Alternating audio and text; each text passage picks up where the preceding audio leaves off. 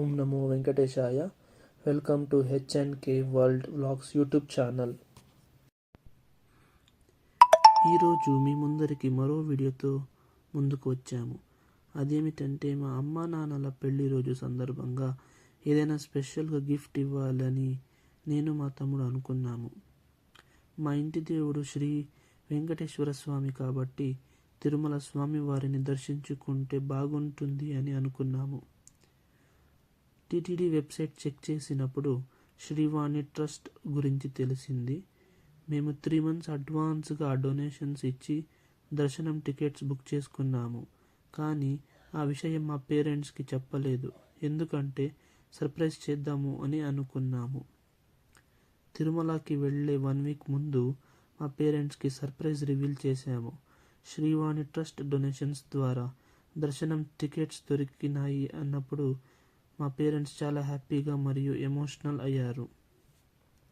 ఎందుకంటే స్వామివారిని చాలా దగ్గర నుండి దర్శించుకోవచ్చు మరియు ఆ ఆనంద నిలయంలో దాదాపు 5 నిమిషాల పాటు ఉండవచ్చు అని తెలిసినప్పుడు చాలా సంతోషించారు.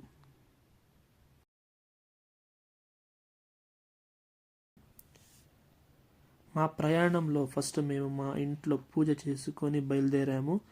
మేము బెంగళూరు నుండి తిరుపతికి నైట్ ట్రావెల్ చేశాము.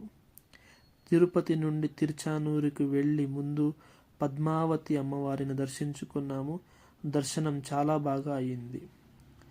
దర్శనం తర్వాత తిరుపతి బస్ స్టాండ్లో తిరుమల పైకి చేరుకోవడానికి బస్ తీసుకున్నాము.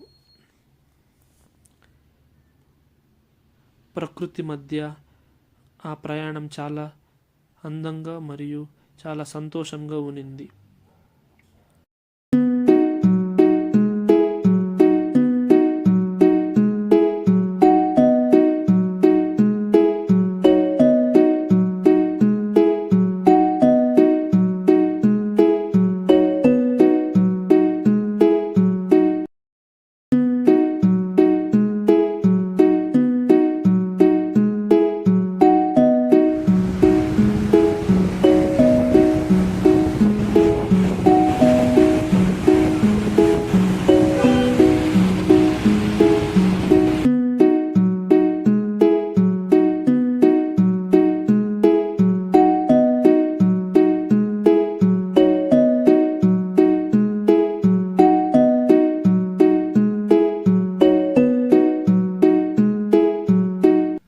అడ్వాన్స్గా రూమ్ బుక్ చేసుకున్న కారణంగా మేము సిఆర్ఓ ఆఫీస్కి వెళ్ళి రిసిప్ట్ చూపించి మా రూమ్ అలాట్మెంట్ కన్ఫర్మ్ చేసుకున్నాము.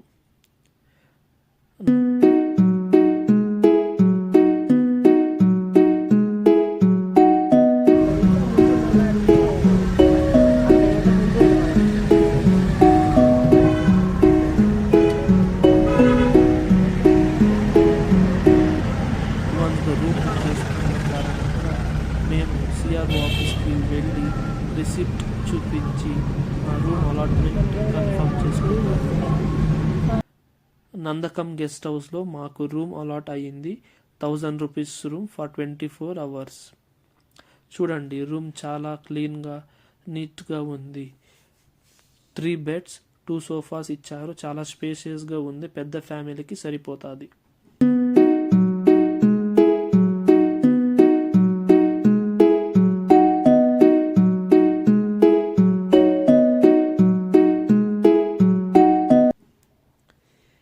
మేము కాసేపు రెస్ట్ తీసుకొని ఈవినింగ్ టైంకి స్వామివారి పుష్కరిణికి వెళ్ళి తీర్థ స్నానాలు కంప్లీట్ చేసుకున్నాము.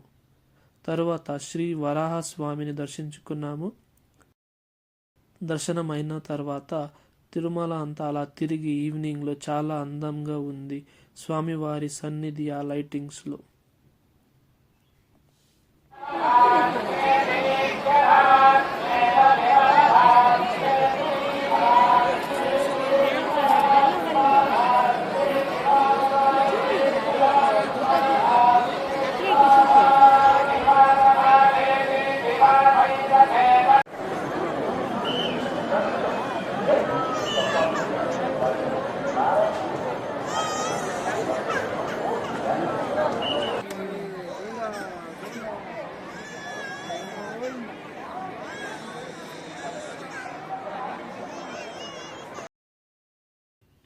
మాకు దర్శనం మార్నింగ్ 10 o'clock స్లాట్ ఉండడంతో అర్లీగా లేచి ఫ్రెషప్ అయ్యి వైకుంఠం క్యూ కాంప్లెక్స్ 1 దగ్గర రిపోర్ట్ అయ్యాము.